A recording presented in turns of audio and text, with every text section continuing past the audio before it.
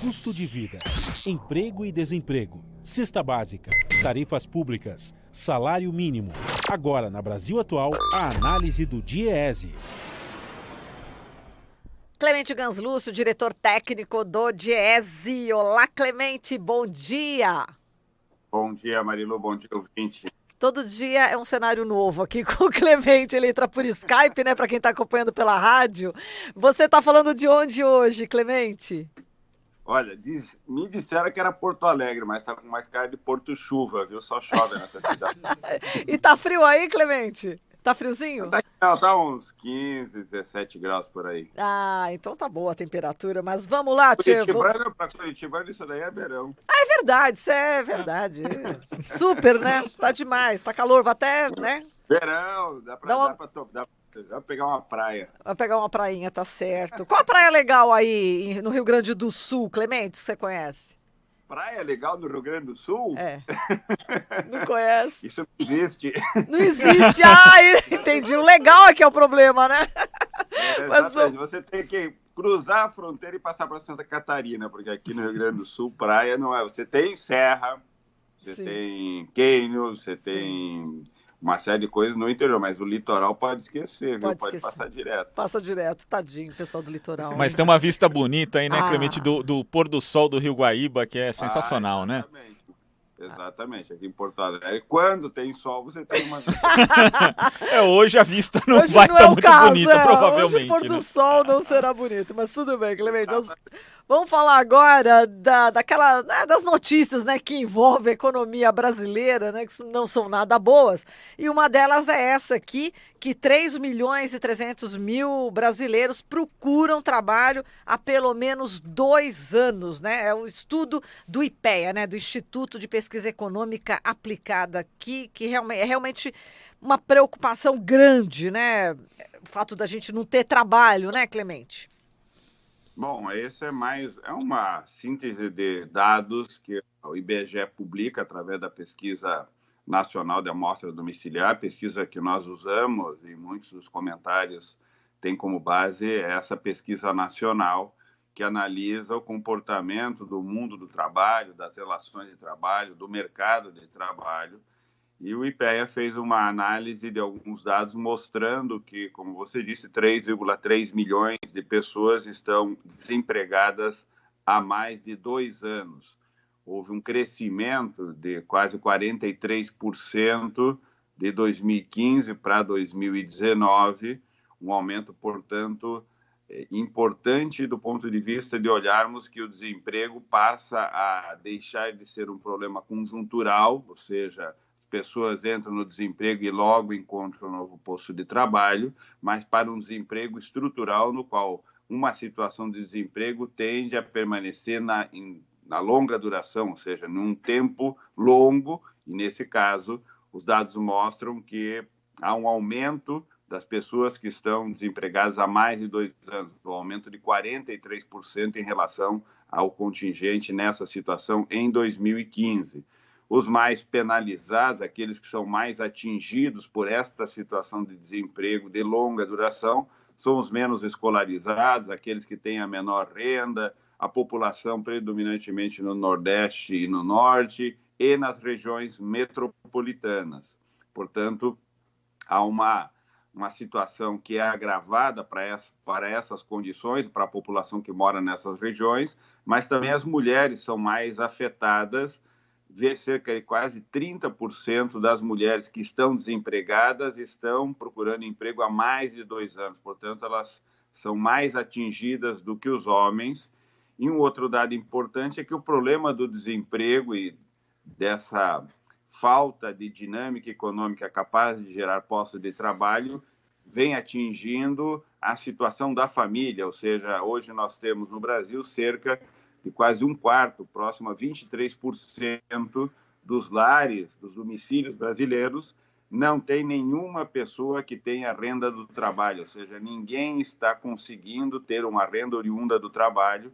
Muitas vezes a aposentadoria, o benefício da aposentadoria ou o Bolsa Família é a única renda que aquela família tem. Portanto, um problema muito grave, afeta de forma estrutural as condições de vida das pessoas e das famílias, motivo pelo qual nós não devíamos ter nenhuma dúvida no país que todo o nosso esforço deveria estar concentrado para a retomada do crescimento econômico, para a geração de emprego, mas não é isso que a gente vê no debate público, até essas fantasias de que uma reforma da Previdência vai resolver o problema, a reforma da trabalhista geraria milhões de empregos, e o que nós estamos vendo é justamente resultados opostos, que o país não tem uma estratégia de retomada do crescimento consistente, com investimentos que gerem aumento do emprego, da ocupação, da renda e da melhoria das condições de vida e de trabalho da população brasileira.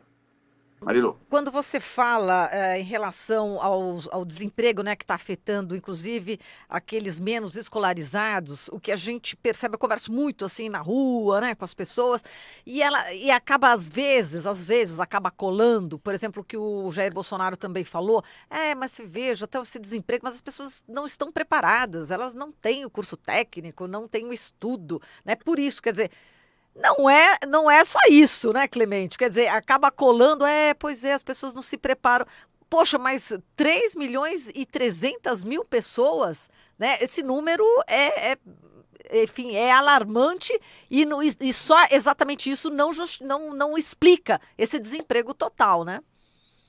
Olha, no geral, Marilu, essa explicação dada que a falta de formação é o problema para não achar emprego, no geral, é usado como forma de colocar a culpa sobre a pessoa na situação de desemprego e, portanto, tirar a responsabilidade das empresas, dos governos que não têm política para gerar dinâmica econômica e gerar emprego. Esse problema, se o problema é verdadeiro, nós temos que responder como que o Brasil, entre 2004 e 2014, reduziu a taxa de desemprego a quase 5%.